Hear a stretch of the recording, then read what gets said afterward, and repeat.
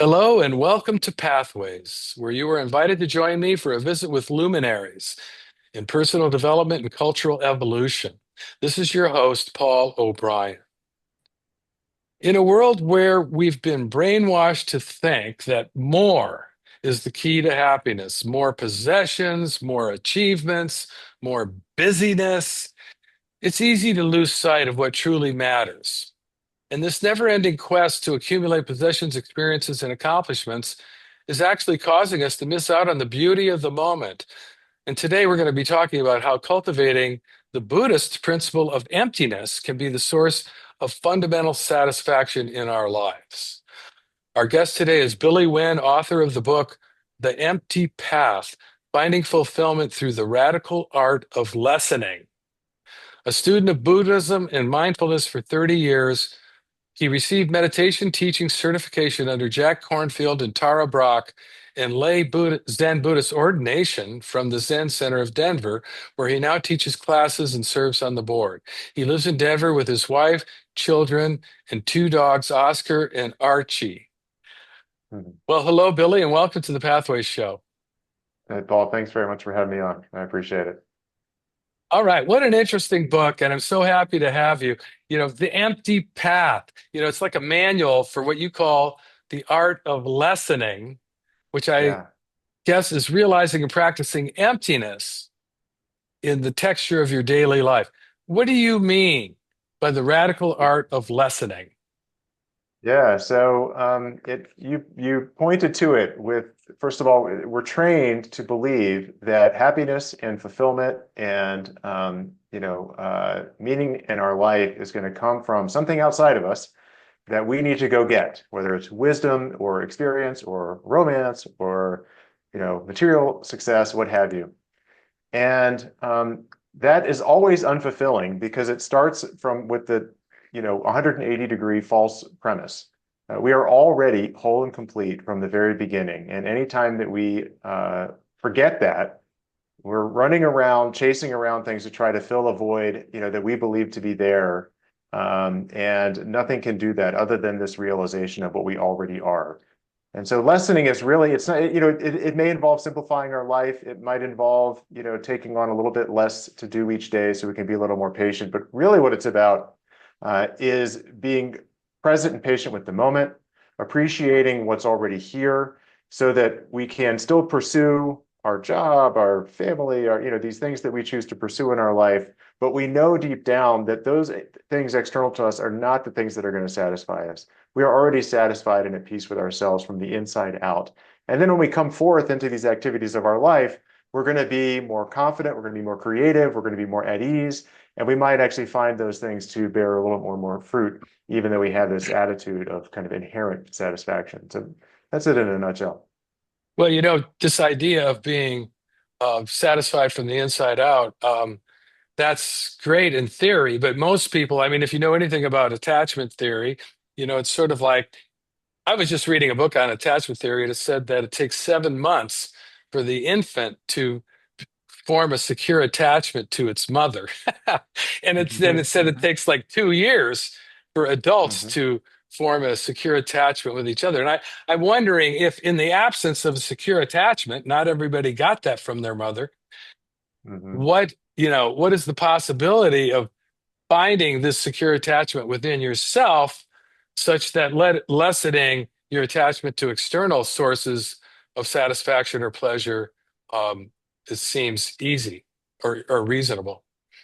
Yeah, well, I think that the case of relationships is a perfect, kind of way to examine this in more practical terms. And the instance of an infant is a little bit, different. And I acknowledge that in my book when I talk about relationships and I talk about codependence and I talk about freedom and responsibility and boundaries in relationships. It doesn't really apply if you have a newborn infant who's utterly dependent on you, right? And they Exactly. need to attach to you in psychological ways. So, but if you're an adult, right, you're not a newborn infant and you are responsible for yourself, and that is the truest form of love, and I'll explain what I mean by that. So again, we're trained to believe that our partner or this person we're pursuing, or our family member, our sibling, our parent, is supposed to be help help us be happy, right? To help fulfill us and to respond to us in a way that we believe is consistent with love, right? But that again is a false premise. Okay, we are already loved. We are already inherently whole and complete. We are not dependent on others for our satisfaction, and the same is true in the other direction. We are not responsible for other people's mental states. We are not responsible for their happiness. We are not responsible for their fulfillment, and that mutual respect and independence is the most valid form of love. So for example, right, I could say, okay, uh, my wife, I'm going to give you this gift, and you're going to, I predict you're going to be like, oh, Billy, thank you so very much. This is so nice. You love me, right? Right. But the truth is that, like, whether or not I decide to give her that gift is up to me, and how she responds to receiving that gift is entirely up to her, right? And my respect for her freedom to choose how she responds to me is love. And her respect for my freedom to choose whether or not I'm going to give her a gift, what kind of gift I'm going to give her, all that is love, right? Otherwise, we are restricting each other. We are forcing each other to conform to our preconceived idea of how the other person should be and behave in the world. And that is not love, right? That's all these other types. If that is attachment, not in a good way, right? And Right. so, as with relationships, as with other aspects of our life, but I think the rubber really meets the road in how we think about those closest to us. And it's actually one of the easiest ways to sort of demonstrate this theory. Well, it's kind of hard to feel inspired by emptiness.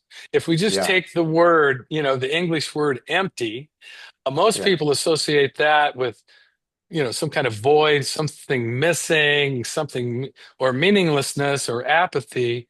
But Buddhism defines it quite differently. So help us out here. How do we define it? Yeah, so part of it is a translation issue, and I think the things you just said are the reason why many people who write about Buddhism tend to skip past the issue of emptiness or give it very short shrift. It's because on its face it doesn't sound very interesting or inspiring, and actually it sounds kind of depressing. But really, emptiness is at the core of Buddhist philosophy, and it is the reason that the fruits of compassion and love and joy that Buddhism can offer are available in the Buddhist worldview. And so, what emptiness really is about is that, first of all things are impermanent. So they come into being and they eventually come out of being. Living things are born and then they die. But also, more importantly, in moment after moment, everything is always born anew. Everything is always changing. So the tree outside my window appears to be fairly stagnant. It's blowing a little bit in the breeze right now, but there's sap going up and down the trunk. The leaves are growing or dying and falling, right? The water is coming in through the roots in the ground. It's growing, it's withering. All of these things are happening all the time. And so the tree that it was when we started this conversation is different than the tree it's going to be when we end this conversation. And that's true for everything. It's true for you, it's true for me, it's true for everything that we encounter in the world. And that impermanence and ever-changingness of things is an aspect of emptiness.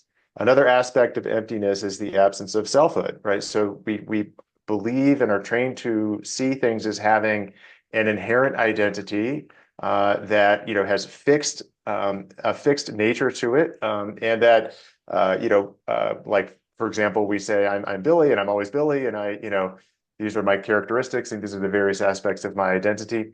But if we examine things closely and ask the question of what is it about that thing that makes it what I claim it to be, like a chair or the tree or myself. And we go through, like, what am I my name? Am I my social security number? Am I my skin? Am I my brain? Am I my history? Am I my beliefs? I am those things comprise this person who you're talking to right now, but none of those individually is me. So you peel back the layers of the onion and you try to find what it is that makes the self, and it's not there. And so those are two aspects of emptiness that can help us kind of relate to it a little more, practically. And the result of that is that the boundaries that we perceive to be between us and the things around us do not exist. Like I'm over here, you're over there, the tree's out there. That is an illusion because I am assigning selfhood to me, you, and the tree that is false. right? If you examine it closely. And so the beauty of that is that we have this sense of unity in the world. Some of us have these peak experiences. We have, maybe in moments of poetry or art or beauty or whatever it might be, or some kind of spiritual practice. We have a sensation of this underlying unity to all things. And so in my belief and in the Buddhist philosophy, the reason for that is because of the emptiness of things. So emptiness is not isolation and nihilism. It is unity. And the natural fruit of that is compassion and interdependence and joy of the way that we can be in the world. And instead of this, scarcity craving mindset, we have an abundance and satisfied mindset. Okay, so you're equating emptiness as an experience of unity, whereby we realize that these boundaries or these separateness that we project onto reality is not true, and we can feel it. I mean, can you feel emptiness? The absence of selfhood. What does it feel like? I'm addicted to feeling good. Okay, help me out here. Yeah. Yeah. It feels great. It feels great. Meditation helps. So it is difficult, in our day-to-day routine and in our day-to-day habit-driven, life, which is something we all have and do, to remain aware of this underlying truth of reality. Like, I think we can relate to this in the sense that we went on a retreat, right? And maybe we had some kind of spiritual insight, or, we were in church, or we were whatever we do to, kind of cultivate that sense of ease and peace and the proximity to what we consider to be the most real, in our world and in our lives. And then we go, to work the next day and it all flies out the window, right? I mean, that's kind of the typical pattern. Sorry, gosh, thought I muted that. That's the typical pattern of the human experience.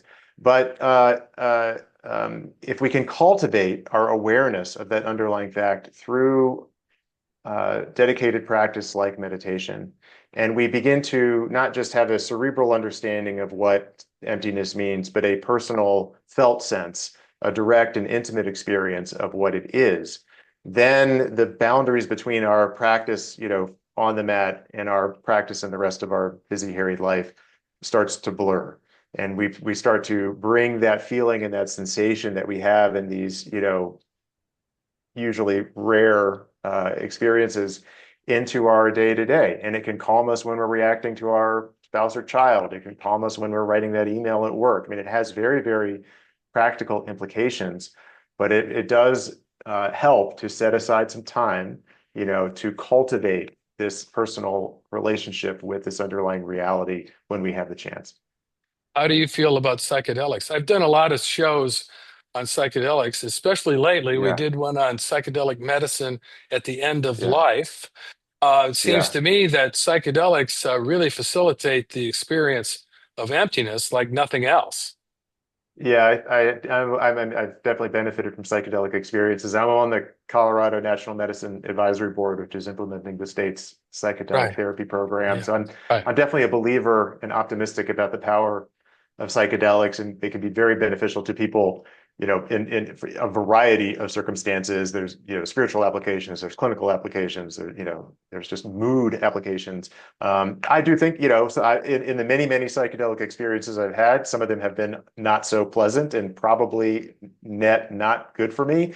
But so I do think that we shouldn't be too careless in our use of these substances. They're powerful medicines and they need to be taken with proper care. But I do think that there is the potential for great benefit for people. I will say that one reason that I became a Zen Buddhist and meditate every day is because I think that psychedelics, first of all, they can be lots of different things to lots of different people. What they are to me, what they have been for me, is like a trigger, right? Kind of an opening of the doorway into another way of being in the world, and yes, an insight into that what I now think of as underlying emptiness of all things. I didn't, name it that way 20, 30 years ago when I was getting into Right. psychedelics for the first time. But Right. as Ken Kesey said in Electric Kool-Aid Acid Test, he said you can't keep going through the same door. So I don't, I'm not sure that psychedelics are like a lifelong solution for spiritual fulfillment, but they can open us up to a different way of being in the world, and then we can find other tools and mechanisms for, deepening it in our day-to-day life, Right. going Right. forward. Yeah, well, that's been my experience too. And I think that this idea that psychedelics can be helpful for psychotherapy and they could be a spiritual experience kind of points to Buddhism in my view, because there's this overlap. Buddhism is like incredible psychology, and it's also a spiritual path. And so there's this like intersection between the two. That's a beautiful thing. And letting go, most people think it's about letting go, but you call it lessening, and you actually Hmm. say letting go doesn't really help us to let go. So speak to that, please. Yeah, sometimes I like to be contrarian. So, when people say letting go, they can mean, my little caveat before I launch into it is it can mean different things to different people. But the thing that I think where letting go can be, can be unhelpful is if we believe that. So, take for example a, tragic or traumatic experience in our childhood, or something that we have done, right, to another person, that we carry a lot of grief and regret about.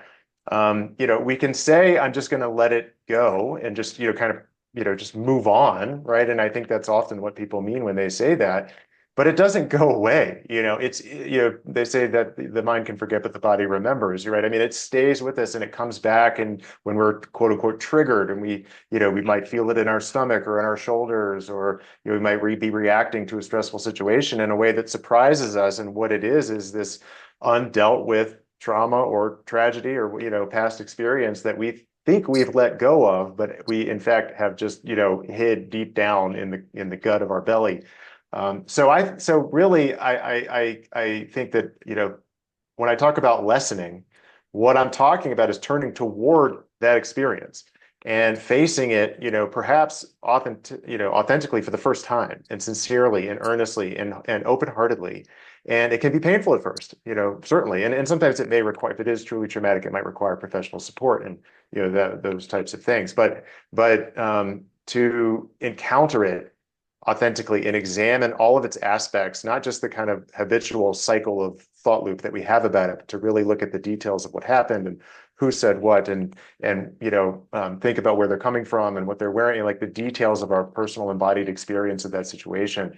And so that we can work with it in a new way and gradually begin to heal in a way that is, honest and can allow us to approach the next moment with a more open heart is really, kind of the goal at the So end of the day. would you say that the idea of letting go has a sort of a false permanence to it? It's sort of like, okay, I'm done with that. Whereas lessening is more of the practice um, of gradually dissolving these false attachments. Yes, yes, exactly. So you have to address the attachment in order to lessen and soften it, right? So to me, to turn our back on something and pretend it's not there well, in Buddhism, it's aversion. I mean, an attachment and aversion are two sides of the same coin, or craving and aversion, you might say, are two sides of the same coin. We're still attached to this, let's just say it's something, something our parents said to us when we were 15 years old or something that we're just, still, and we say, oh, I'm going to let it go. And it's like, and just pretend it's not there. But we're still attached to it because we haven't taken the time to really soften the underlying, connection that it bears to us emotionally. So yes, so lessening and in part, I think it is helpful to acknowledge that we will probably never completely expunge it from our psyche, mental, emotional experience of life, right? Don't tell me For that. me, that's Don't tell helpful. me that. Yeah, well, that's how it is for me. That's how it is for me. And I Okay. worry, Zen in Buddhism, this is an issue, because there's this history of like the enlightened being, which is a kind of mythological idealized, frankly, fantasy version of a human being who always does the right thing, right? Is completely free of their what we call past karma, which means like their memories and their childhood experiences and all of That's that. very And perfectionistic. exactly, it is, and it's false. Like there's no, I've never met anybody like that. Those people don't exist, and they exist Right. in Buddhist literature, but I do not think that I've certainly never met one in my life that I can validly say that they exist. So I do think there's something powerful about acknowledging that and saying I can be free and happy anyway, right? I don't have to believe in an idealized version of a human being. I can believe in my, how my life actually is, with all of its trauma and, crap that comes out every day, and I'm working with it and I'm on this path of lessening. But I think that that's a healthier and, true path to take than to aspire to an ideal that, in my opinion, does not exist. Right. And one of the primary tenets of Buddhism is the law of impermanence. And Mhm. I think that that's such a hard thing to wrap our heads around, because we're looking for, arrival at the final destination or achievement Yeah, of enlightenment or whatever, as yeah, if we're going to achieve this permanent state. Um, so I think it's very interesting. How does it impermanence and emptiness intersect? yeah, yeah. Well, one example I like to use, and to take what you were just saying and put it into a very practical context, is like the example of an Olympic athlete, right, who has spent their life, training for this singular event and outcome, right, that they, are dedicated to, and the process of training and pursuing that goal has, in as most of them will describe, largely unpleasant, right? It's grueling. They're sacrificing their childhood and their, other friendships and other experiences of life for the singular goal, and almost to the person they say that once they get there, even if they win a gold medal in the Olympics, they are deeply unhappy. And the reason for that is because all along, they never actually believed in their own inherent fulfillment and happiness. They thought that the attainment of some external goal was going to be the thing that finally solved their problems and made them happy. And surprise, surprise, they were wrong. And so part of what I'm saying is that the how you feel in you can have your career, you can have your family, you can do the things that we all do in our lives. And how we feel when we are doing them is our best indication of, how it's going to feel to be in fruition with it. So for example, if we're pursuing a romantic person, right? We know what it feels like to be kind of desperate and hanging by the phone and like, nervous or whether or not they're going to call and all that kind of stuff. Well, the truth is, and I've been there, not recently, fortunately, been married for a long time and feel good about it, but I certainly can remember what it was like. Well, once we get that person, guess what? We're gonna come forth into that relationship as an insecure, person who's needy, and then when it's over, we're gonna be wildly depressed, and that's the natural arc of somebody who's not finding fulfillment and happiness from the inside out, which was my arc, in my younger days. Anyway, to get back to your original question, impermanence for me and this is how I approach it in the book. There's the kind of core truth of emptiness, but there's different facets of the jewel that help us see, that kind of central core component of emptiness. And impermanence is one of those things. So impermanence for me is like a feature of the underlying emptiness of things.